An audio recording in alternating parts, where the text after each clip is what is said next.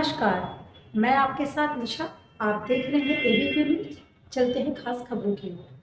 मसवासी में उप मुख्यमंत्री केशव प्रसाद मौर्य की जनसभा सपा और कांग्रेस को एक्सपायरी डेट वाली राजनीतिक पार्टियां बताते हुए बोले कि समाजवादी पार्टी अब सत्तावादी पार्टी हो गई है। सपा को तो प्रत्याशी ही नहीं मिल रहे हैं। समाजवादी पार्टी अब बीमार हो गई, जबकि भाजपा पूर्ण रूप से स्वस्थ है। लोग बेसब्री से कमल के फूल का बटन दबाने का इंतजार कर रहे। जनता को विकास चाहिए, गुंडागर्दी या भ्रष्टाचार नहीं। अब उत्तर प्रदेश बदल रहा है। गरीबों को जन कल्याणकारी योजनाओं का पूर्ण लाभ मिल रहा है। भाजपा का नारा सबका साथ सबका विकास पूर्ण रूप से सही साबित हो रहा है। रामपुर प्रदेश और देश मोदी के नेतृत्व में योगी आदित्यनाथ आगे ले जाने का काम कर रहे हैं। उप मुख्यमंत्री केशव प्रसाद मौर्य 45 मिनट तक वहां रुके। गुंडागर्दी से मुक्त करके विकास के पथ पर रामपुर प्रदेश और देश को माननीय मोदी जी के नेतृत्व में आगे ले जाने का काम कर रहे हैं और मुझे पूरा विश्वास है हर बूथ पर कम से कम 370 वोट हमारे बढ़ेंगे और जहाँ जय श्री राम की आवाज़ ज़्यादा निकलेगी वहाँ 500 वोट भी बढ़ सकते हैं। और कांग्रेस और सपा को जैसे एक्सपायरी दवा होती है, मैं मानता हूँ कि सब एक्सपायरी डेट वाली राजनीतिक पार्टियाँ हो गई हैं और जनता ने इन्हें नकार दिया। सर, मुख्तार को लेकर क्या कहेंगे सर? इसमें कहना क्या है, वो तो मुख्तार अंसारी की मौत को लेकर तमाम प्रकार के सवाल खड़े किए जा रहे हैं, तो आप किस नज़र से देखते हैं? हमें नहीं लगता है कि जो सवाल खड़े किए जा रहे हैं निश्चित रूप से राजनीति है। अब कोई बीमारी से किसी के साथ कुछ हो जाता है तो उसमें राजनीति करना अच्छा नहीं। अच्छा, सपा का चुनाव के दौरान टिकट बदलना क्या मानेंगे? सपा सफा हो रही है, सपा समाजवादी पार्टी हो रही है। कांग्रेस और जो सपा का गठबंधन है वो पूरी तरह से फ्लॉप हो चुका है और अभी तो मतलब आपने यह देखा है, अभी तो अंतर कलह से जूझ रही समाजवादी पार्टी और इंडी गठबंधन के लोग हैं। न उनको प्रत्याशी मिल रहे हैं और न लड़ने के लिए, अगर कहीं घोषित कर दे रहे हैं तो लड़ने को तैयार नहीं होते तो फिर टिकट बदलते हैं। और यहाँ कई जगह यह खेल हो रहा है वो हम लोग देख रहे हैं, लेकिन हम उनकी ओर ध्यान नहीं देते। हम तो जानते हैं कि सपा समाप्त हो गई है, कांग्रेस मुक्त उत्तर प्रदेश हो गया। इस खेल में कौन पास है कौन फेल?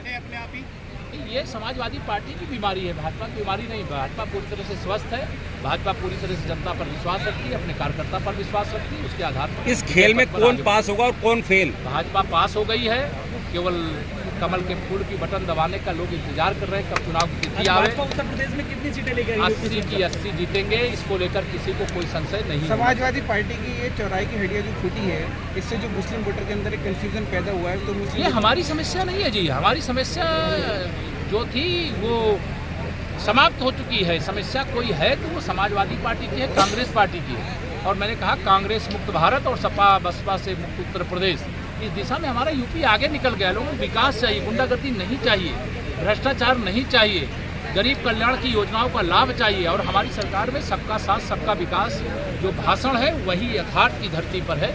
इसके कारण भारी जन समर्थन मिल रहा है, लाखों लाख वोटों के अंतर से। पहली बार निर्विरोध सांसद चुने गए हैं, क्या कहेंगे? देश में पहली बार निर्विरोध सांसद चुने गए। सांसद नहीं, विधायक। अच्छा, विधायक, हाँ जी, चुने गए हैं इस लोकसभा। कांग्रेस, मैंने कहा कि कांग्रेस एक्सपायरी डेट वाली राजनीतिक पार्टी हो गई है, क्योंकि उनको अगर अरुणाचल में कांग्रेस है, वहाँ सपा बसपा नहीं है, तो अगर उनको प्रत्याशी भी नहीं मिल रहे हैं तो उत्तर प्रदेश वालों के लिए संदेश साफ है कि कांग्रेस और सपा गठबंधन को जब प्रत्याशी नहीं मिल रहे हैं तो वो चुनाव क्या जीतेंगे। इसलिए वोट बर्बाद नहीं करना, वोट का महत्व समझ करके अपने अधिकार का उपयोग करें और लोकतंत्र को मजबूत बनाएं। एक अंतिम सवाल है, बसपा नेता शमसुद्दीन राय ने कहा है कि भाजपा मुसलमानों को डराकर वोट लेती है। ये डराने का काम, धमकाने का काम करने वाले उत्तर प्रदेश की सत्ता से गए। 370 कमल बढ़ा दीजिए, किसी के मन में होगा हम तो 370 से ज्यादा बढ़ाएंगे। उनके लिए भी मेरे पास लक्ष्य है। अयोध्या में भगवान श्री रामलला की जन्मभूमि पर राम मंदिर कितने वर्ष बाद बना है? कितने वर्ष बाद? 500 वर्ष बाद। किसी की इच्छा हो तो जय श्री राम बोलिए और 500 वर्ष बाद बना है, अपने बूथ पर 500 वोट बढ़ा दीजिए। बढ़ा सकते हो। और यह ध्यान रखना, जिनसे वोट मांगने जाना, हमारी पार्टी सबका साथ सबका विकास करती है, किसी से कोई भेदभाव नहीं करती है। आज अगर मैं आपसे सवाल करूं, आप में से कई लोग ऐसे होंगे जिनके गांव में प्रधानमंत्री गरीब कल्याण अन्न योजना का राशन मिल रहा होगा। बताओ, राशन हिंदुओं को मिलता है कि मुसलमानों को भी मिलता है? बताओ, सबको मिलता है कि नहीं मिलता है? प्रधानमंत्री किसान सम्मान निधि 2-2 हजार रुपए की 3 किस्त दिल्ली से भेजते हैं। बताइए केवल हिंदू को मिलती है कि मुसलमानों को भी मिलती है? बताओ, सबको मिलती है। अभी हर घर नल से जल पहुंचाने का काम चल रहा है। उसमें केवल हिंदुओं के घर में लग रहा है, अगड़ी जाति के घर में लग रहा है कि पिछड़ी जाति, अनुसूचित जाति के घर में भी लग रहा है? सबके घर में लग रहा है। कोई भेदभाव हो रहा है क्या? आयुष्मान भारत कार्ड बनाने का काम हुआ, 5 लाख तक का इलाज कराने का। जो इस श्रेणी में आते होंगे, चाहे जाति उनकी कोई हो, धर्म उनका कोई हो, लेकिन सबके साथ न्याय हो रहा है कि नहीं हो रहा?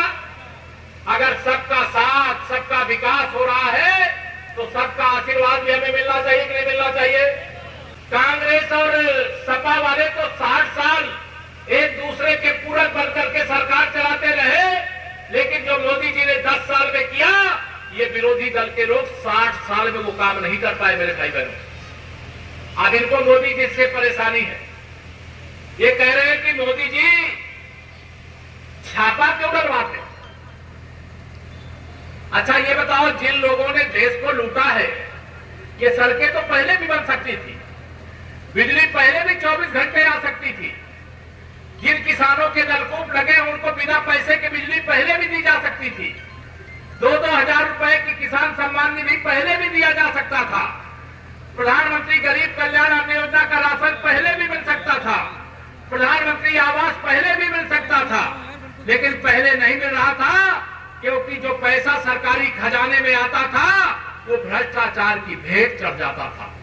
योजनाएं ऐसी बनाते थे कि नाम तो गरीबों का हो कि हम गरीबी हटाने का काम कर रहे हैं, लेकिन वह जब योजना बनाते थे दिल्ली में बैठ करके किसी गरीब के लिए कि हम उसको 100 रुपया की योजना का लाभ पहुंचाएंगे, तो उसके पास 100 रुपए पहुंचते पहुंचते 15 रुपया पहुंचता था, ये 85 रुपया बीच में खा जाते थे मेरे भाई बहनों।